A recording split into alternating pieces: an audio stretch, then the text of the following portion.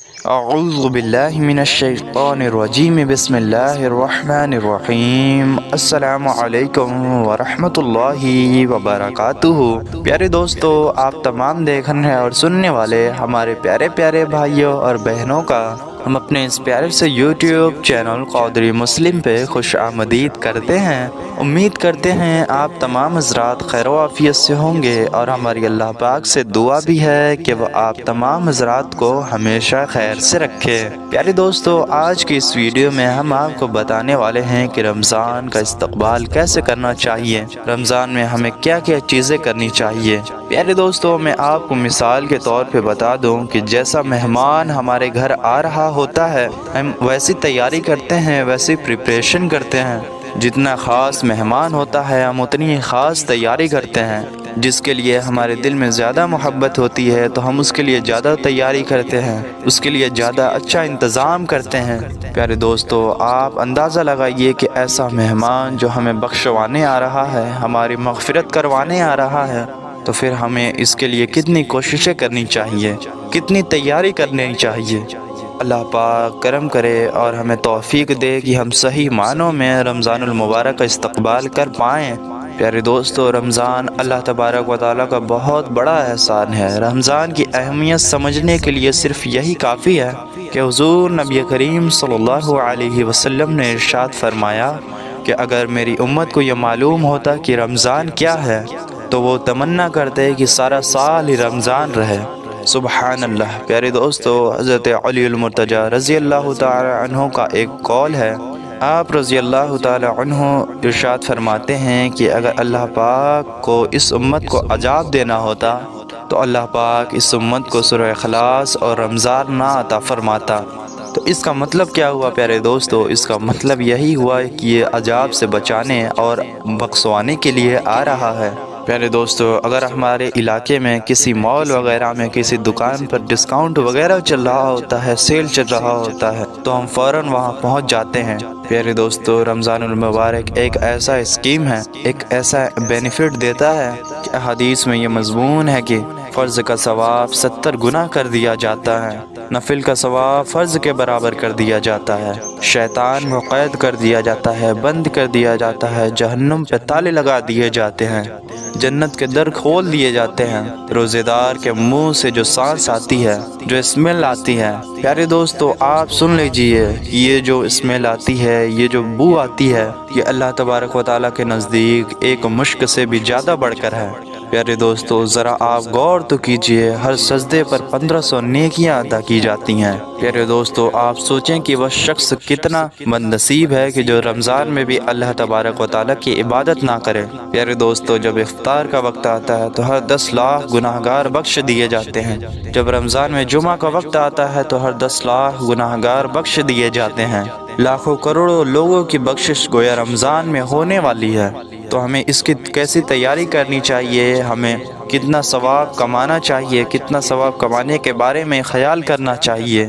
پیارے دوستو، ایک بہت امپورٹنٹ بات، پہلی بات تو یہ کہ ہمیں رمضان میں زیادہ سے زیادہ نیکیاں کرنی ہے، ثواب کے کام کرنے ہیں، اور دوسری بات یہ پیارے دوستو کہ ہمیں گناہوں سے بچ کے رہنا ہے۔ پیارے دوستو، گناہوں کی عادتیں تو ہمارے ساتھ لگی ہوئی ہیں، شیطان تو بند ہوتا ہے لیکن ہمارا نفس ہمیں بہکاتا رہتا ہے، ہمارا نفس ہمیں بلغراتا رہتا ہے۔ پیارے دوستو، جس کو حرام بولنے کی عادت ہے، حرام سننے کی، حرام دیکھنے کی عادت ہے، ایسا تو نہیں ہے نا کہ چاند دیکھتے ہی ساری چیزیں بند ہو جائیں گی، ایسا ہرگز نہیں ہوگا۔ ہمیں ان پر کوشش کرنا ہوگا، ان پر لگام لگانا ہوگا، ان سے دور ہونا پڑے گا۔ پیارے دوستو، جیسے رمضان میں نیکیوں کا ثواب بڑھا دیا جاتا ہے، ویسے ہی گناہوں پر عذاب بھی بڑھا دیا جاتا ہے۔ پیارے دوستو، اگر کوئی مسجد میں آ کر گناہ کرے تو آپ ضرور کہیں گے کہ یار تم کیسے شخص ہو، مسجد میں آ کر گناہ والا کام کرتے ہو۔ تو آپ سوچیں کہ رمضان المبارک کتنا مقدس مہینہ ہے، اب جب کوئی اس میں گناہ کرے گا تو اس کا عذاب کیسے نہ بڑھے گا۔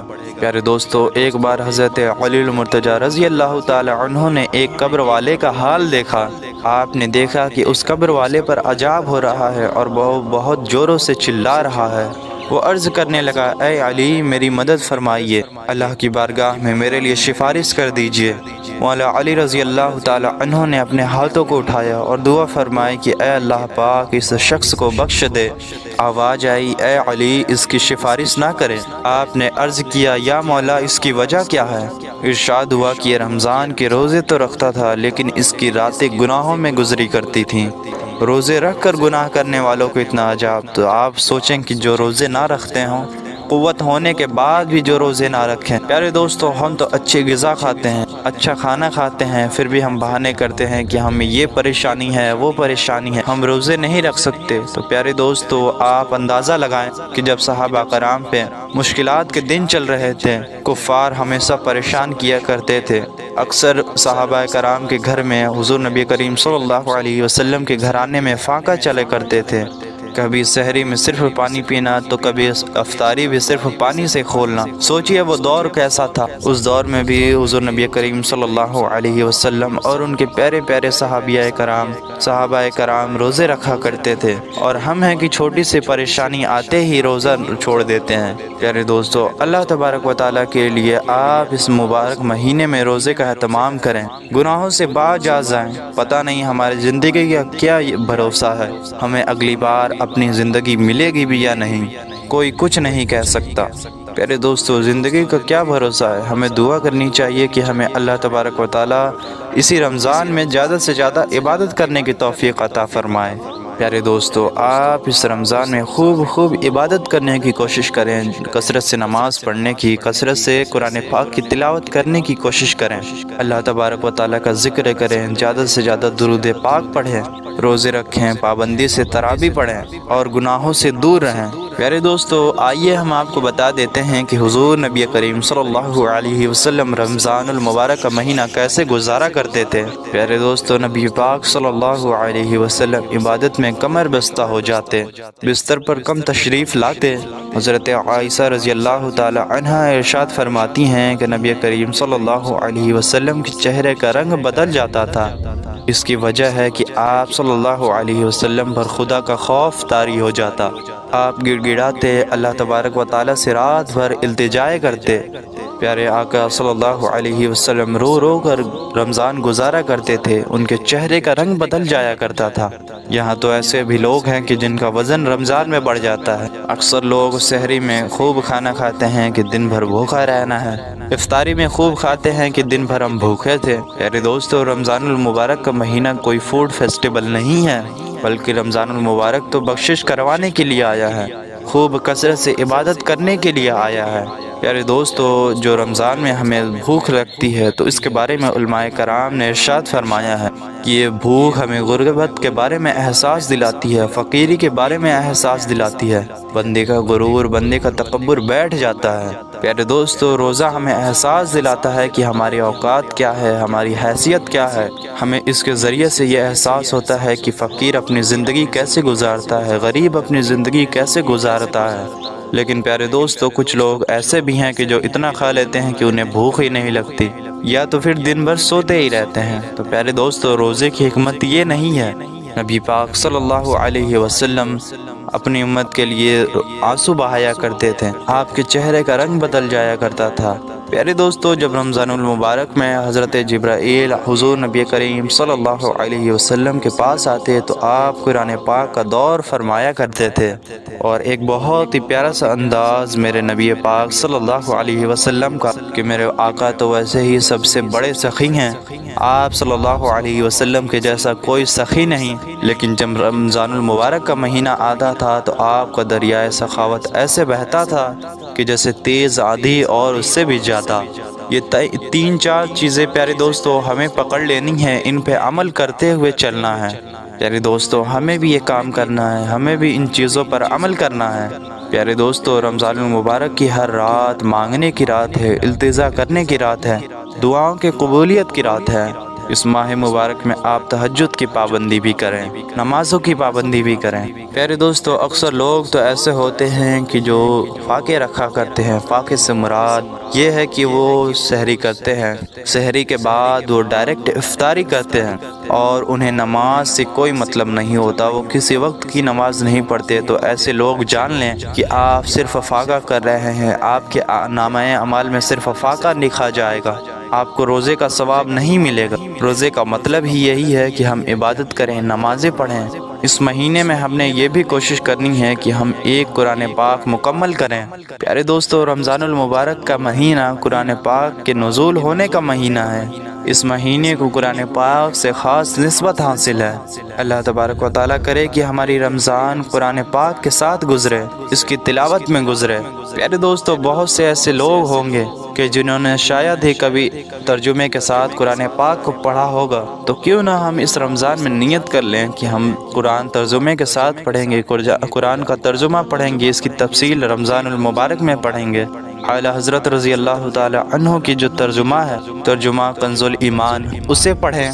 پیارے دوستو، رمضان المبارک کی ایک خاص بات میں آپ کو اور بتا دوں کہ صرف قرآن پاک ہی اس مہینے میں نازل نہیں ہوا، بلکہ اس کے علاوہ بھی جو آسمانی کتابیں ہیں، توریت، زبور، انجیل، یہ بھی رمضان المبارک میں ہی نازل ہوئی ہیں۔ اللہ تبارک و تعالیٰ نے ان تمام آسمانی کتابوں کو نازل کرنے کے لیے رمضان المبارک کا منتخب فرمایا ہے۔ اتنا مبارک مہینہ ہے پیارے دوستو، آپ اس مہینے میں خوب تلاوت قرآن کریں۔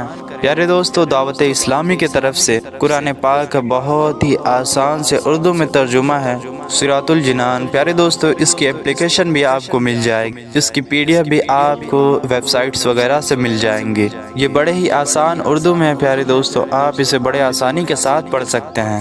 پیارے دوستو، اللہ تبارک و تعالیٰ کے لیے آپ اس رمضان میں کثرت سے عبادتیں کریں، قرآن پاک کی تلاوت کریں، اس رمضان کو ضائع نہ ہونے دیں۔ آپ اس مہینے کو نمازوں میں گزاریں، قرآن پاک کی تلاوت میں گزاریں، اللہ پاک کی عبادت میں گزاریں۔ پیارے دوستو، ہمیں نبی پاک صلی اللہ علیہ وسلم کی سنت پر عمل کرتے ہوئے زیادہ سے زیادہ صدقہ خیرات کرنا چاہیے۔ ہمیں دل کھول کر صدقہ کرنا چاہیے، خیرات کرنا چاہیے، زیادہ سے زیادہ ضرورت مند لوگوں کی مدد کرنی چاہیے۔ اور ہاں پیارے دوستو، ایک بہت ہی اہم اور بہت ہی ضروری بات، آپ اپنے بچوں کو بے ضروری اور بیکار طریقے کے کارٹونوں سے دور رکھیں۔ اس مہینے میں آپ انہیں عبادتوں میں لگائیں، ان کی تربیت اچھے سے کریں، اور اگر وہ موبائل کا ضد وغیرہ بھی کریں تو دعوت اسلامی کا ایک بہت ہی بہترین اپلیکیشن ہے، دعوت اسلامی کا ایک بہت ہی بہترین چینل ہے، کڈز مدنی چینل۔ پیارے دوستو، اس پہ بہت طرح کے ویڈیوز مل جائیں گے کہ جن میں بچوں کے سیکھنے کے لیے بہت چیزیں ہیں، انہیں اچھی چیزیں سیکھنے کو ملیں گی اور ان کا دل بھی بہلے گا۔ آپ ایسے کارٹونز دکھائیں، یہ دعوت اسلامی کی طرف سے بڑا ہی بہترین کام ہے کہ آپ کے بچوں کا دل بھی بہلے گا اور وہ بہت کچھ سیکھ بھی لیں گے۔ تو آپ اپنے بچوں پر بھی خاص نظر رکھیں اور کوشش کریں کہ اگر انہیں کارٹون دیکھنا ہی ہے تو وہ کڈز مدنی چینل پر ہی دیکھیں، تاکہ ان کی تربیت بھی بڑے ہی بہترین طریقے سے ہو سکے۔ میں امید کرتا ہوں پیارے دوستو، آپ کو یہ ویڈیو ضرور پسند آئی ہوگی۔ پسند آئی ہو تو اسے ایک لائک کریں، ثواب کی نیت سے اسے زیادہ سے زیادہ شیئر کر دیں، تاکہ دوسرے لوگ بھی ان باتوں پر عمل کر کے اس رمضان کو بہترین طریقے سے گزاریں۔ ہم امید کرتے ہیں آپ کو ساری باتیں اچھے سے سمجھ آ گئی ہوں گی۔ ملتے ہیں آپ سے کسی ایسی ہی پیاری سی ویڈیو میں، تب تک کے لیے السلام علیکم ورحمۃ اللہ وبرکاتہ۔